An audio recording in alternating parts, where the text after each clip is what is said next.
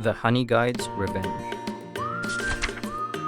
This is the story of Ngede, the Honeyguide, and a greedy young man named Gingile. One day, while Gingile was out hunting, he heard the call of Ngede. Gingile's mouth began to water at the thought of honey.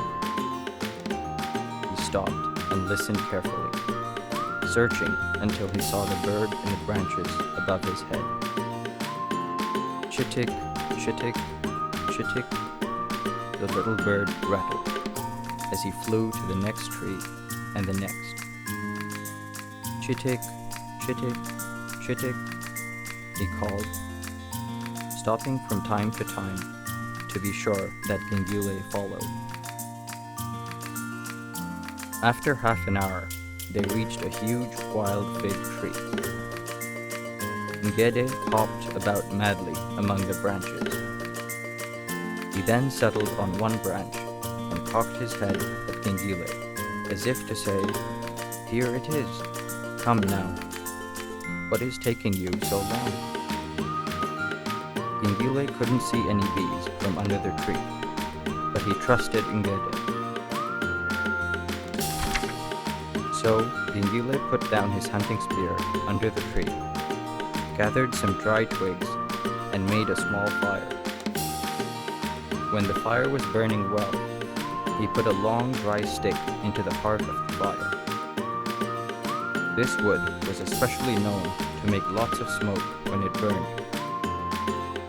He began climbing, holding the cool end of the smoking stick in his teeth. Soon, he could hear the loud buzzing of the busy bees. They were coming in and out of a hollow in the tree trunk, their hive. When Gingile reached the hive, he pushed the smoking end of the stick into the hollow. The bees came rushing out, angry and mean.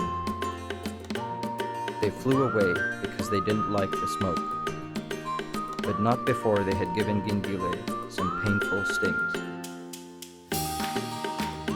When the bees were out, Gingile pushed his hands into the nest. He took out handfuls of the heavy comb, dripping with rich honey and full of fat white grubs. He put the comb carefully in the pouch he carried on his shoulder and started to climb down the tree. Ngede eagerly watched everything that Gingile was doing. He was waiting for him to leave a fat piece of honeycomb as a thank you offering to the Honeyguide. Ngede flittered from branch to branch, closer and closer to the ground. Finally, Gingile reached the bottom of the tree. Ngede perched on a rock near the boy and waited for his reward. But Gingile put out the fire, picked up his spear, and started walking home, ignoring the bird. Ngede called out angrily, "Victor! Victor!" Gingile stopped, stared at the little bird, and laughed out loud. "You want some honey, do you, my friend? Ha! But I did all the work and got all the stings. Why should I share any of this lovely honey with you?" Then he walked off. Ngede was furious. This was no way to treat him, but he would get his revenge. One day, several weeks later, Gingile again heard the call of Ngede.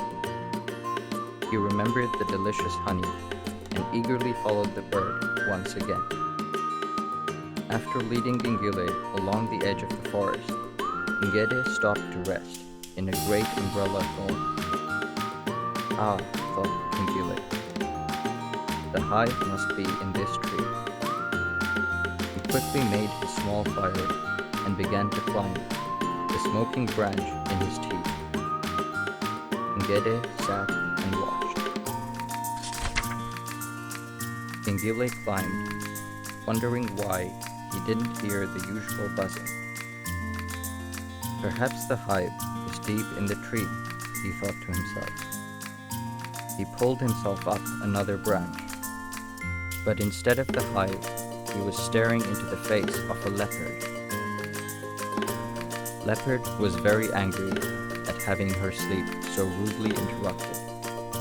She narrowed her eyes, opened her mouth to reveal her very large and very sharp teeth. Before Leopard could take a swipe at Gingile, he rushed down the tree. In his hurry, he missed a branch and landed with a heavy thud on the ground, twisting his ankle. He hobbled off as fast as he could. Luckily for him, Leopard was still too sleepy to chase him. Ngede, the Honeyguide, had his revenge, and Gingile learned his lesson. And so, when the children of Gingile hear the story of Ngede, they have respect for the little bird. Whenever they harvest honey, they make sure to leave the biggest part of the comb for the Honeyguide.